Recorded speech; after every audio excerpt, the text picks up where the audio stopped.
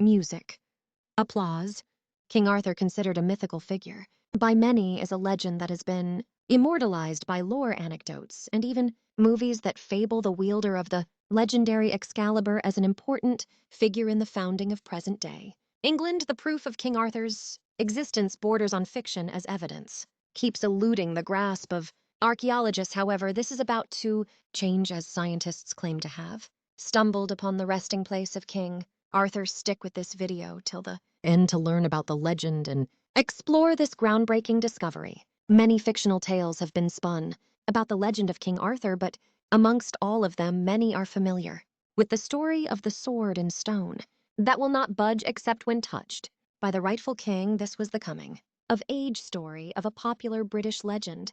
King Arthur, this figure by some historians paved the way to the remarkable foundation of what we know today as Great Britain, but some historians believe he probably never existed because of all the mythical creatures and events strewn across the fabric of the legend's tale. This makes a worthy argument as most verifiable. Historical figures do not have stories, studded with dragons, wizardry, magic, and all other mythical phenomena. Nonetheless, the uncanny history can be attributed to the monumental impact of King Arthur in Britain's history. It is now widely acknowledged that behind the legendary figure of Arthur, there existed an actual historical figure, a leader named Urus. Arturus played a significant role as a champion for the Celtic Britain against the Anglo-Saxons during the 5th century. However, his name does not appear in any reliable historical accounts from that period, likely because Arturus was not his given name, but rather a title that translated to bear. Despite the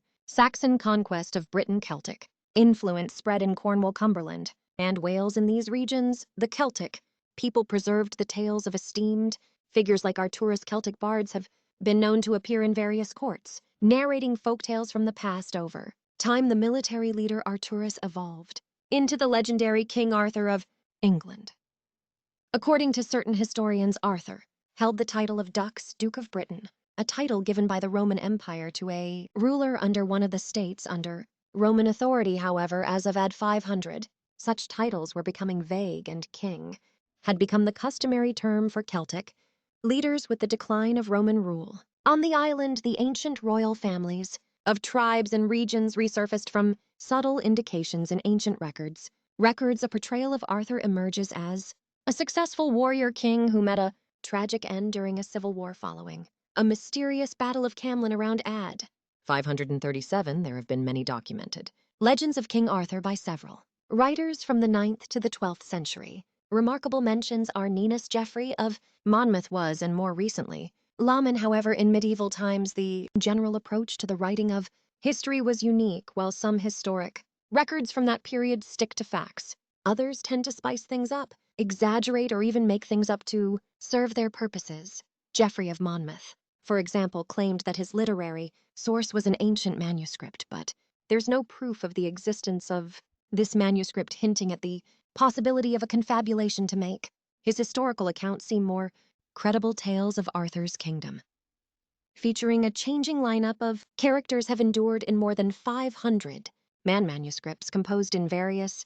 languages, and with this recent discovery, history is about to be rewritten and set on a different course. Who was King Arthur? The historically accurate story of King Arthur was set during the beginning of the early Middle Ages in the 5th and 6th centuries, when the First Roman Empire had just dissolved. The invasion of Saxons plagued the Roman authority in Britannia. The story begins with King Constantine II the Blessed ruling over the Isle of Britain in the aftermath of the Romans abandoning the territory due to an inability to fend off the Germanic barbarian invasions.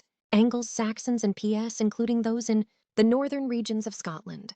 Constantine successfully safeguards the land for a period, but falls victim to assassination by his adversaries. He leaves behind 3 sons as potential successors: Constans the eldest, Ambrosius, they and Uther the youngest. The succession becomes contentious as the kingdom's nobles feud, pledging their allegiance to different sons of Constantine. Ultimately, the influential Lord Vortigern prevails in imposing Constant, the eldest son, on the throne, prompting the other 2 heirs to flee to the continent. Constantine, initially intended for a monastic life, was not destined to rule, and Vortigern exploits the opportunity to install a feeble king eliminating Constantine's other sons and securing power for himself.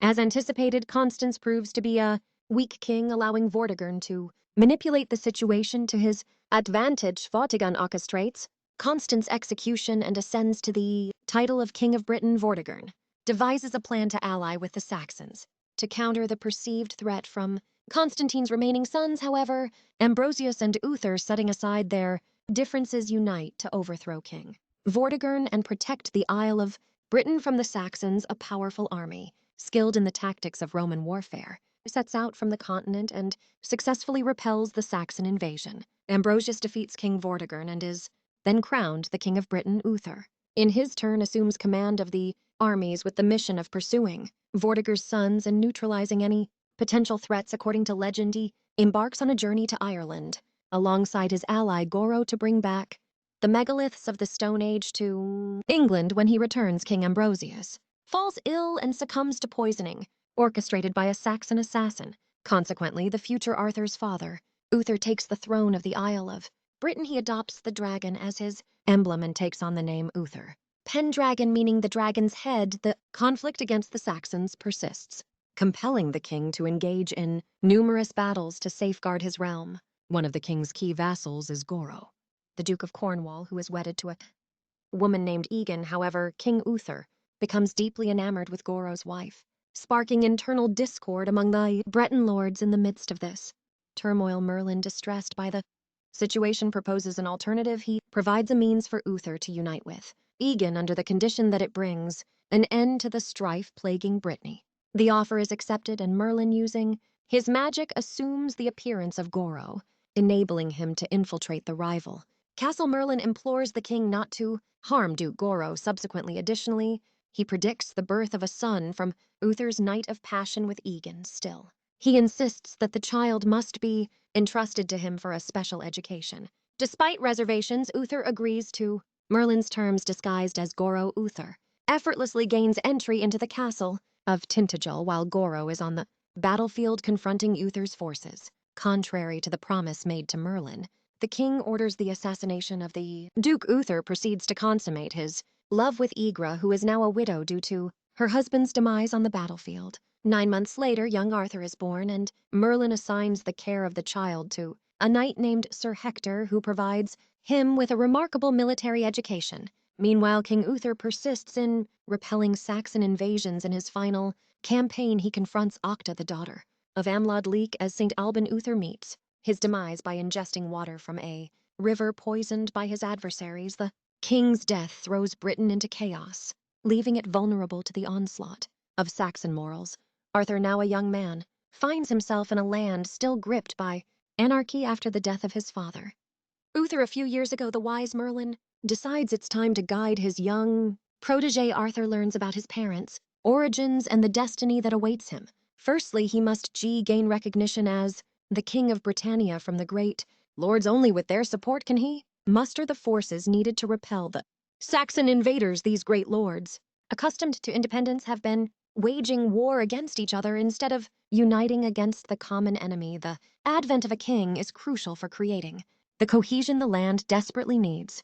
Guided by Merlin, Arthur embarks on a journey to a mythical place, a sacred rock housing an ancient relic, the Sword of Kings. Whoever can extract it will be consecrated as the king of the entire realm, which included Brittany, Armagh, Aquitaine, Scotland, Wales, and Ireland, in addition to England. Arthur successfully seizes the Sword of Kings and gains recognition as the legitimate sovereign of the kingdom, being the son of King Uther. In the course of his journey, Arthur, at a crucial moment, receives a gift from the Lady of the Lake. She presents him with the legendary sword Excalibur. Subsequently, Arthur marries Gue, a Christian princess. This event symbolically merges the pagan heritage of the Isle of Britain with the emerging Christian religion. King Arthur distinguishes himself as a ruler, embodying honor and noble ideals, not one of hostility and tyranny. He makes a significant decision to establish a civil order in this realm. Everything is guided by honor, courage, and justice. This decision marks the establishment of the Knights of the Round Table in this place.